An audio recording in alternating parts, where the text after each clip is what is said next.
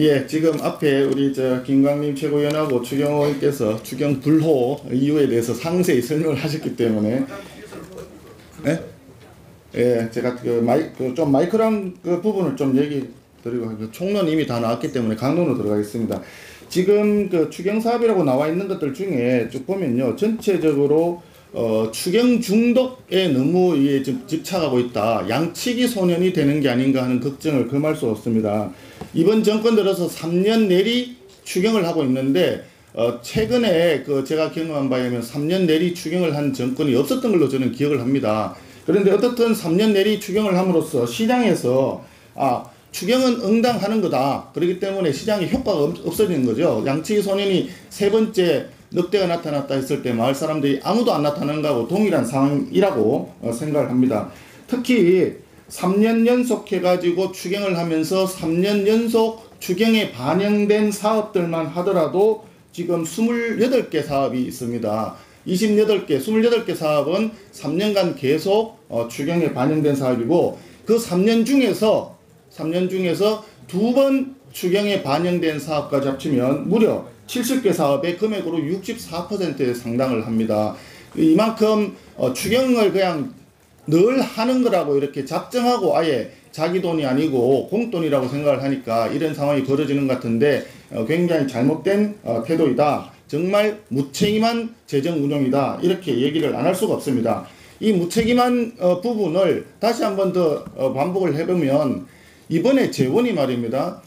재원인 중에서 3조 6천억은 국채를 발행을 합니다. 국채를 발행하면 국채는 대개 한 10년, 20년짜리, 30년짜리를 발행을 하는데 결국은 다음 세대한테 부담을 지우는 거고, 또 그 중에서 상당 부분은 한 2조 7천에 상당하는 부분인데 각종 기금과 특별회계 가지고 있던 여유재원을 땡겨 쓰는 겁니다. 그러니까 내년도에 세입 재원으로 쓰도록 예정되어 있는 돈을 금년에 당겨서 추경을 쓰는 거기 때문에 가불추경입니다. 가불추경. 경제를 정말 가불경제로 운용을 하겠다는 정말 무책임하고 뻔뻔스러운 그런 추경이다. 이렇게 생각을 합니다. 하는 결산상 잉여금 같은 경우에도 3,300억이 지금 포함이 되어 있는데, 한은의 결산상 잉여금 같은 거는 당연히 다음 연도 세입으로 그냥 자동으로 들어가게 되어 있는 부분이거든요. 그래서 이런 부분들은 굉장히 잘못된 부분이다. 작년도에 2017년도도 그랬고 2018년도도 그랬고 굉장히 세수 호황이 있었습니다. 민간은 어려워지고 있다고 하는데 정부만 호황이냐, 정부만 세수 풍년이냐, 이런 비판을 굉장히 많이 받았습니다. 작년도에 25조 원의 세수 호황이 있었는데 그 중에서 실제로 재원으로 쓸 수 있는 돈은 629억밖에 안 됩니다. 나머지는 전부 지방에다 나눠주는 돈이라든지 국채를 상환하는 돈이라든지 이렇게 다 자동적으로 소진되는 그런 돈입니다. 그러다 보니까 지금 현재 지방은 굉장히 재원이 많습니다. 아까 김광림 최고도 말씀하셨지만 25조 원의 세수가 추가로 들어오다 보니까 10조 원 정도는 지방교부세하고 지방교육재정 교부금으로 자동으로 나갑니다. 그것은 국회의 승인도 받을 필요가 없습니다. 기획재정부에서 세입 세출 외로 그냥 처리할 수 있도록 법에 규정이 되어 있습니다. 그렇기 때문에 지금 현재 이 부분은 기획재정부에서 아마 지자체에다 전부 재원을 나눠주기 때문에 지방에서는 상당히 여유가 많을 것이다. 앞서 이런 부분에 대해서 예를 들어서 어떤 새로운 사안이 벌어졌을 때 이 새로운 사안에 대한 재원이 필요하다 그러면 다른 재원에서 일단은 좀 염출을 하고 구조조정해서 좀 아껴 쓸 부분을 찾아서 노력하는 것이 기본적인 산림 운영의 기본적인 자세이고 태도이고 그래야 된다고 봅니다. 그런데 제가 최근에 논란이 됐던 김제동 씨라 해야 되나? 김제동 씨 강연료를 보니까 정말 놀라움을 금치 못하겠습니다. 90분에 1,550만 원을 주기로 했다가 문제가 돼서 취소가 됐는데, 그 이후에 수년간에 걸쳐서 굉장히 많은 지자체에서 1,500만 원, 1,200만 원, 심지어 2,000만 원씩 받고 강연했던 사례들이 계속 나오고 있는데, 90분에 1,550만 원만 하더라도 시급은 1,034만 원입니다. 1,034만 원. 금년도에 작년과 금년도 2년 동안 최저임금을 무려 29%, 30% 가까이 급격하게 인상시킴으로써 굉장히 많은 자영업자와 아르바이트생들을 공경에 빠뜨렸는데, 그 시간당 최저임금이 8,350원입니다. 8,350원과 1,034만 원. 무려 1238명의 최저임금에 상당하는 그런 강연료를 받는다는 겁니다.